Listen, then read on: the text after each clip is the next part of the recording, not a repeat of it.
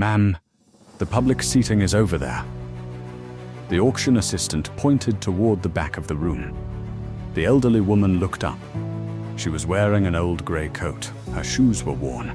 Her handbag looked older than some of the people in the room. Several wealthy guests immediately assumed she was lost. One man laughed. A woman in designer clothing rolled her eyes. "This auction isn't a charity event," she whispered. A few people chuckled. The elderly woman quietly looked around the room. Then she took a seat near the front. That was when the whispers got louder. Nobody knew that before the day was over, she would own the entire building they were sitting in, and the people laughing at her would be left speechless. Her name was Margaret Wilson. She was 74 years old. Most people who looked at her saw a poor old woman struggling to get by. What they didn't see was the story behind the wrinkles on her face. Margaret had spent most of her life working. For 42 years, she operated a small neighborhood bookstore. It wasn't a business that made her rich, but it made her happy. Children came there after school. Parents bought their first books there. Families gathered there. The bookstore became part of the community. Margaret loved every minute of it. Then, life changed. Online shopping grew. Large corporations moved into town. Business became slower each year. Eventually, Margaret was forced to close the bookstore she loved. The day she locked the doors for the final time, she cried. Not because she lost money, but because she lost a piece of her heart. After that, she lived quietly. Most people assumed she barely survived. But Margaret had learned something important from her late husband. Never show the world everything you have. Her husband, Robert, had been a careful investor. For decades, he quietly invested small amounts of money. Nothing flashy, nothing risky, just patience, year after year, decade after decade. After Robert passed away, Margaret continued following his advice. She lived modestly, saved carefully, spent only what she needed. Meanwhile, her investments continued growing. But nobody knew that, and Margaret never told anyone. Today, an old historic building downtown was being auctioned. The building had once been beautiful, but years of neglect left it damaged. Many investors saw it as a business opportunity. Margaret saw something different. She saw potential. She saw history. She saw a chance to bring life back into something forgotten. The auction room slowly filled with wealthy buyers. Luxury watches, designer suits, expensive handbags, confident smiles. Everyone seemed eager to show how important they were. Margaret sat quietly, observing, listening, learning. A wealthy real estate developer named Victor Reynolds noticed her. Victor loved attention. He enjoyed making people feel small, especially those he considered beneath him. He glanced toward Margaret, then smirked. "Wrong room, Grandma." Several people laughed. Margaret smiled politely. Victor continued. "The senior center is 2 blocks away." More laughter. Margaret simply folded her hands. She had heard comments like that before. People often mistake kindness for weakness. The auction began. The auctioneer stepped forward. "Ladies and gentlemen, welcome." The room became silent. Bidding started on smaller properties first. One by one, investors competed aggressively. Margaret didn't raise her paddle. She simply watched. Victor noticed. "Smart choice," he said loudly. "You'd probably need 50 years to save enough for one bid." The room laughed again. Margaret remained calm. The auction continued. Finally, the historic downtown building appeared on the screen. The room instantly became interested. This was the main event. The auctioneer smiled. "We'll begin at $2 million. Several paddles immediately went up. 2 million, 2.2, 2.4. The numbers climbed rapidly. Victor participated aggressively. He clearly wanted the building. His company planned to demolish it and build luxury apartments. Margaret hated that idea. That building held decades of local history. The bidding reached 3 million, then 3.5, then 4 million. Several investors dropped out. Only a handful remained. Victor looked confident. He leaned back comfortably. To him, victory seemed certain.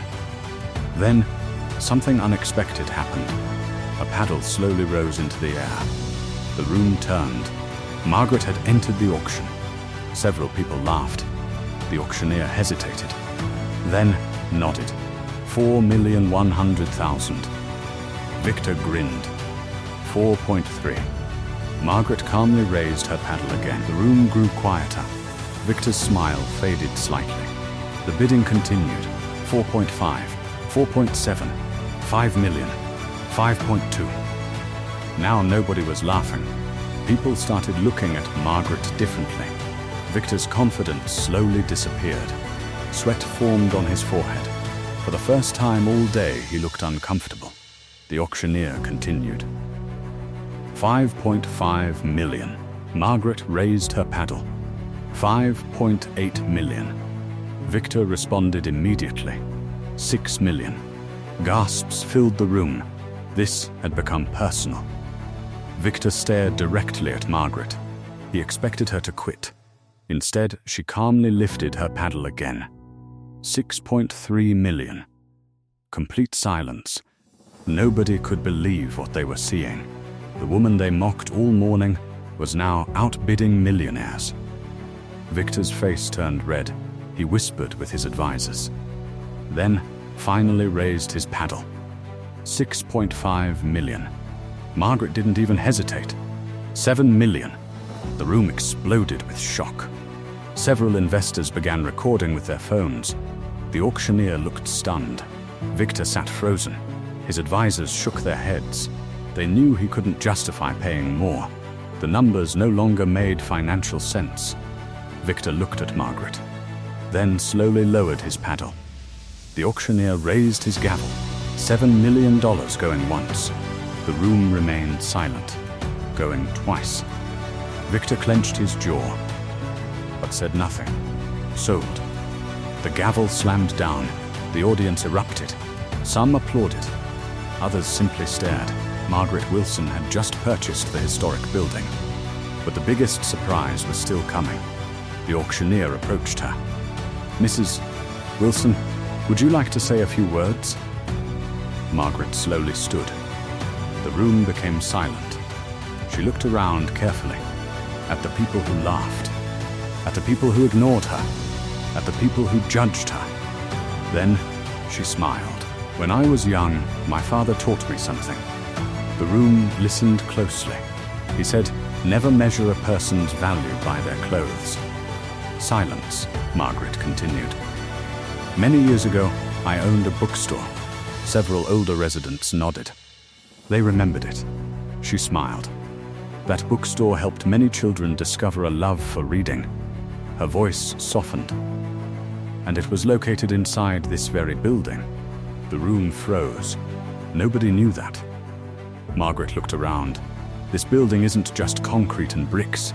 It's memories. It's history. It's part of this town. Many people became emotional. Margaret continued. "Some investors see profit. I see people." The audience listened carefully. "I'm not buying this building to tear it down." Victor lowered his head. Margaret smiled. "I'm restoring it." Gasps filled the room. She wasn't finished. The bookstore is coming back. The audience erupted into applause. Many people stood. Some wiped tears from their eyes. Margaret's eyes filled with emotion.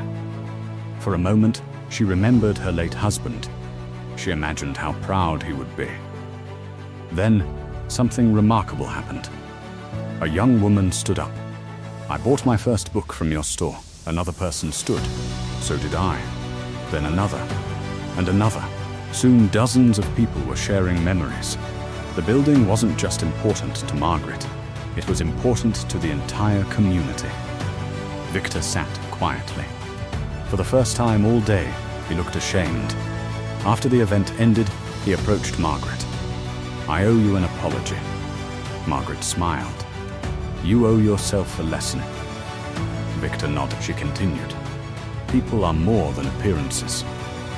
He looked down. "I understand that now." Margaret placed a hand on his shoulder. Then today was valuable for both of us. Months later, the restoration project was completed. The historic building reopened. The bookstore returned. Children filled the shelves again. Families visited every weekend. The building became alive once more. A small plaque near the entrance carried a simple message, dedicated to those who never stopped believing in the value of community. Margaret visited often. Sometimes she sat quietly in the corner, watching children discover books, watching families create memories, watching life return to the place she loved. And every time she walked through those doors, she remembered something important. The world will always judge people by what they see, but true value is often hidden beneath the surface. The people who laughed at her saw an old coat, a worn handbag, and simple shoes. What they failed to see was wisdom, character, patience, and a lifetime of perseverance. Because sometimes the quietest person in the room isn't the weakest. Sometimes they're simply the strongest person who doesn't need to prove it. If this story touched your heart, comment "Never judge by appearances" below. And don't forget to like, subscribe, and share this video with someone who believes in kindness, humility, and second chances.